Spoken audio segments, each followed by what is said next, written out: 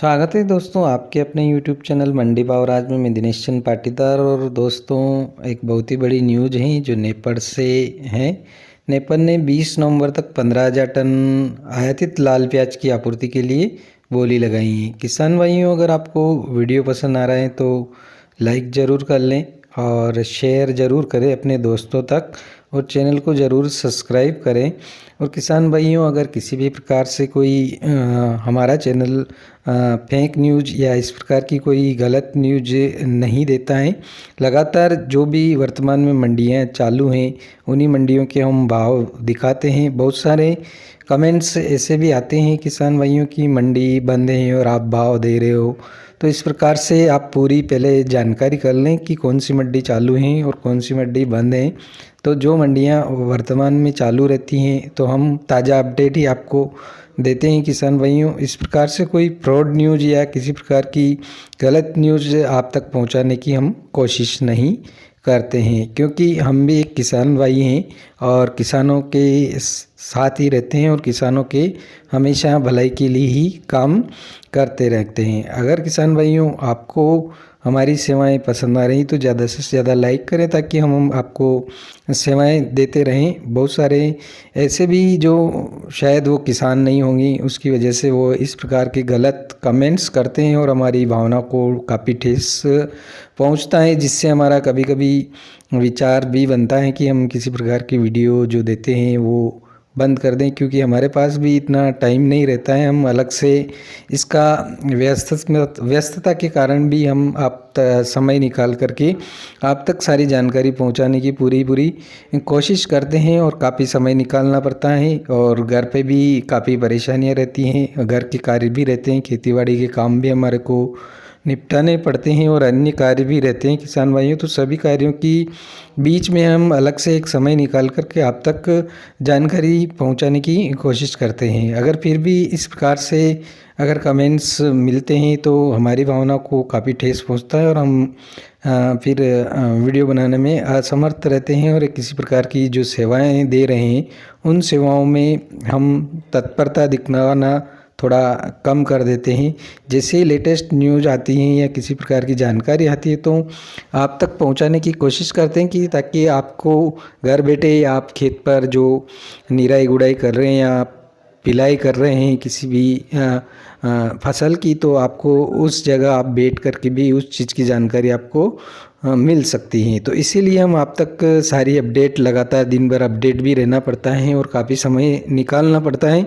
तो हम हमारे जीवन में जो हमको भी कुछ काम करने पड़ते हैं, इसके पीछे कोई कमाई तो नहीं का ये जरिया नहीं हो सकता है पूरा, नहीं तो घर के जो सदस्य हैं वो उनको भूखे ही मरना पड़ता है। अगर इसके भरोसे ही हम रहते हैं तो हमें अलग से काम जो है वो भी करना पड़ता है। जो हमारा बिजनेस है, धंधा है, वो सब कुछ संभालना पड़ता है। इसके साथ खेतीबाड़ी भी संभालनी पड़ती हैं और उसमें से हम अलग से समय निकाल करके आपके लिए काम करते हैं। तो किसान भाइयों, अगर आपको वीडियो पसंद भी आए तो लाइक तो ज़रूर करें।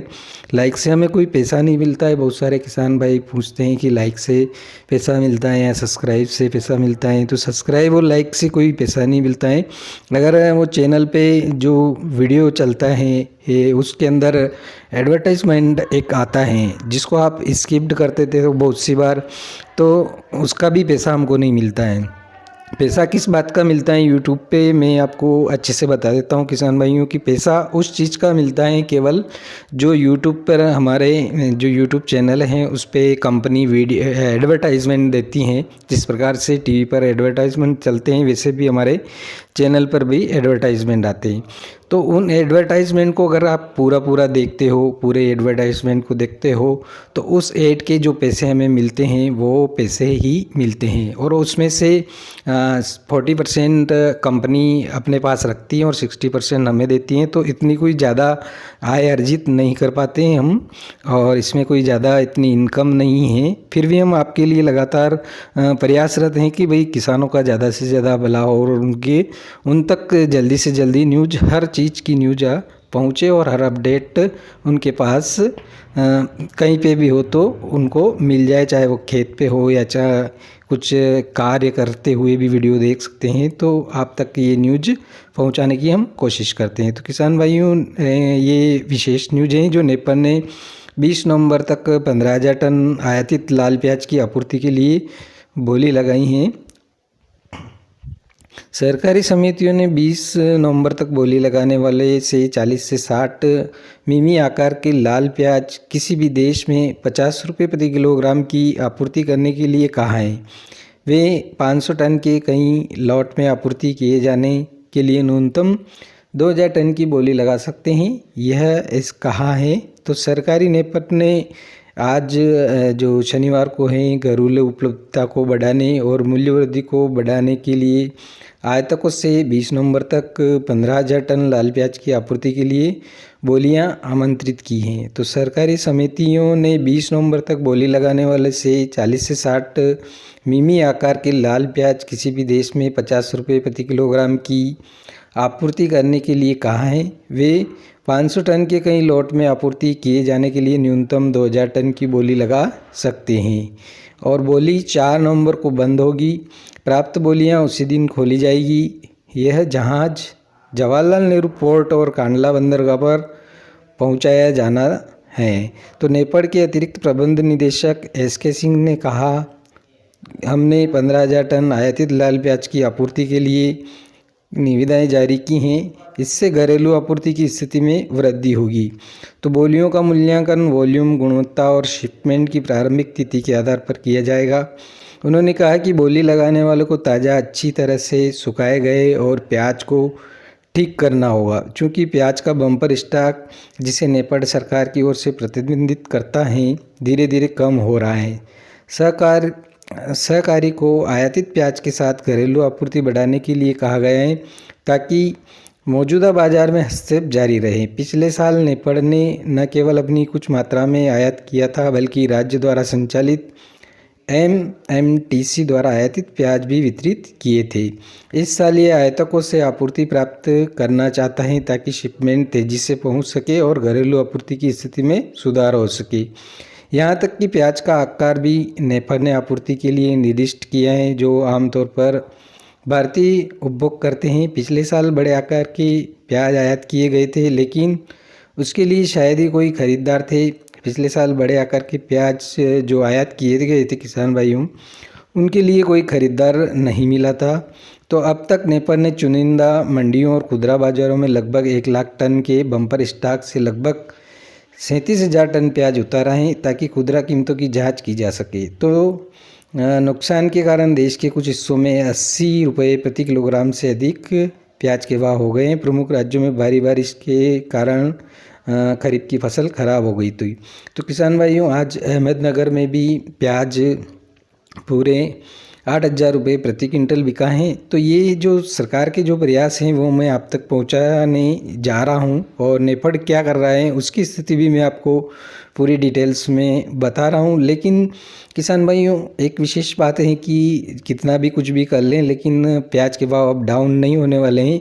पिछले साल भी प्याज के भाव जो बेंगलुरु में मैं बता देता हूँ आपको, दिसंबर महीने में 200 रुपये प्रति किलोग्राम के हिसाब से बिके थे। तो अभी तो अपना वर्तमान समय जो है वो अक्टूबर महीना चल रहा है और नवंबर दिसंबर पूरा 2 महीने पड़े हैं। तो काफ़ी कुछ इतना प्याज सरकार व्यवस्थाएं नहीं कर सकती हैं, इतनी स्टॉलें नहीं लगा सकती हैं, चाहे किसी भी समिति के मार्फत हो या किसी भी एजेंसी के मार्फत हो, फिर भी प्याज का वितरण इस प्रकार से सरकार नहीं कर सकती है और आने वाले दिनों में प्याज में हल्लाहौल मचने वाला है। तो आप किसान भाई अपना प्याज रेगुलर थोड़ा थोड़ा करके बेचते रहें। किसी भी प्रकार से आपका जो नया प्याज अगर निकल रहा है तो वो डाउन जाने वाला नहीं है, इतनी जल्दी नहीं करें आप, कोई दिक्कत नहीं है। 2 महीने पड़े हैं पूरे भी, नवंबर और दिसंबर।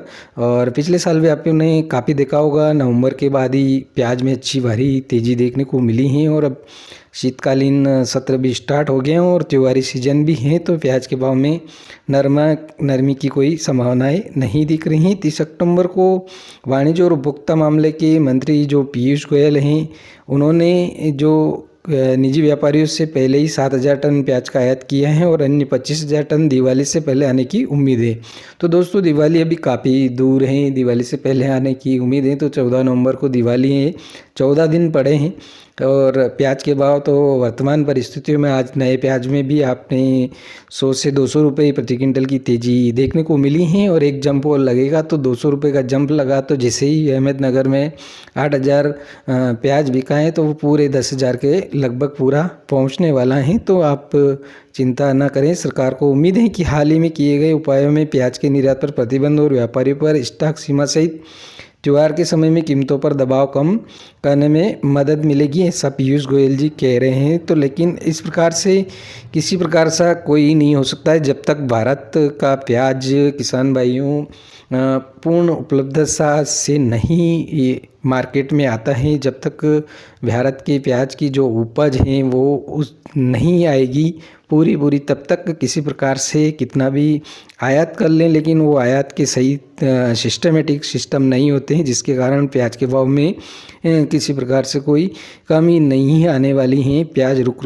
के जिससे भी। और दूसरी बात है जो आपने ये भी सुना होगा कि पाकिस्तान का जो वाघा बॉर्डर है तो पाकिस्तान ने भी वहाँ पर जो अफ़गानिस्तान से प्याज आ रहा था उसको रोक दिया गया है। और वहाँ पर उसके जो रूल्स हैं वो फॉलो करने पड़ते हैं, उनको बैग्स वगैरह भी चेक भी करने पड़ते हैं। और वहाँ पर काफ़ी गाड़ियाँ हैं और पहले भी जो सरकार ने प्याज मंगवाया था तो वो वाघा बॉर्डर पर काफ़ी प्याज सड़ चुका था और जिसके कारण यहाँ पर इंडिया में प्याज नहीं पहुँचा था। तो पाकिस्तान भी इसमें एक विशेष तौर से इन्वॉल्व हैं और उनके रूल्स हैं जो कि अफ़गानिस्तान से प्याज सीधा पाकिस्तान होते हुए भारत में प्रवेश करता है तो वो जो बॉर्डर पे हैं वो बैग्स अलग से छोटे कट्टों में भरवाता है और माल उस हिसाब से इंडिया में पहुंचाने की जो उनके रूल्स हैं उस हिसाब से वो तरीके से प्याज पहुंचाने की कोशिश करते हैं। इसके साथ ही प्याज पर पूरा विश्लेषण है कि किसान भाइयों प्याज में भाव में कोई कमी नहीं देखने को मिलेगी। अभी वर्तमान पहले परिस्थितियां काफ़ी बहुत ही ऐसी बन चुकी थी कि काफ़ी ज़्यादातर मंडियां बंद हो गई थी, नहीं तो अभी तक तो बहुत सारा प्याज मार्केट में निकल भी जाता और अभी भी प्याज की अभी से हल्ला होने लग जाती। लेकिन अब प्याज में धीरे धीरे और सुधार होने लगा है और आज भी आपको काफ़ी अच्छा सुधार देखने को मिला है। जो नया प्याज है उसमें बहुत ही अच्छी तेज़ी हर एक मंडी में लगभग बनती हुई दिखाई दी है और ख़रीदारी में भी बहुत ही अच्छा है। अभी महाराष्ट्र में कुछ दिन के लिए व्यापारियों ने विरोध भी किया था और काफ़ी दिनों से सबसे जो बड़ी मंडियां हैं महाराष्ट्र की प्याज की वो भी लासलगांव और अन्य जो मंडियां हैं पीपलगांव लगभग सारी नासिक के जो सारी मंडियां थी तो बहुत सारी बाज़ार समितियां बंद थी, जिसके कारण भी काफ़ी प्याज पे असर पड़ा है। अगर इतने दिन अगर वो मंडियां लासलगांव की और ये मंडियां बंद नहीं रहती तो अभी भी प्याज 100 से ऊपर ही चला जाता है। तो बिल्कुल जैसे ही अब वापस दोबारा से ये मंडियां भी प्रारंभ हो गई हैं तो व्यवस्थित प्याज का नीलामी प्रक्रिया और ख़रीदारी प्रक्रिया स्टार्ट हो चुकी है। तो अब प्याज में आपको दोबारा से तेज़ी जोरदार देखने को मिलेगी। किसान भाइयों अगर हमारी सेवाएं आपको पसंद आ रही तो हमें ज़रूर बताएं कि भाई हमें आपसे संतुष्ट हैं और कमेंट्स बॉक्स में ज़रूर लिखें। अगर जो भाई कमेंट्स में गलत कमेंट्स करते हैं तो मैं उनको मोबाइल नंबर और नाम भी अगले वीडियो में आपको बिल्कुल मैं अवेलेबल कराऊंगा। नीचे जो स्क्रीन चलती है उसमें कि भाई इस जो व्यक्ति हैं इसने मेरे को क्या कमेंट्स किया और किस कारण से किया है। आज बहुत सारे ऐसे ही किसान भाई भी थे जिन्होंने मेरे को कमेंट्स किया कि भाई इंदौर मंडी बंद है, लेकिन इंदौर मंडी बंद नहीं है किसान भाइयों, इंदौर मंडी आज चालू है। उसी वजह से हमने आपको भाव अवेलेबल कराएं। किसी भी प्रकार से कोई भी अगर मंडी बंद होती है तो उसकी सूचना हमारे पास पहुंचती है और वो भी पूर्ण प्रूफ के साथ पहुंचती है। इसलिए हमारा मेल आईडी और हमारे मोबाइल नंबर सभी जगह हैं।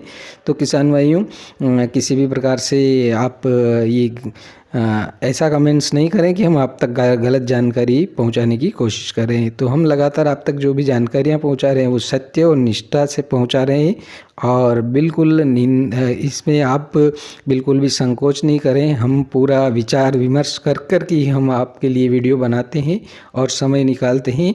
अगर आपको हमारी सेवाएं पसंद आ रही तो वीडियो को ज़रूर लाइक करें और ज़्यादा से ज़्यादा अपने दोस्तों को शेयर करें। जय जवान जय किसान, धन्यवाद।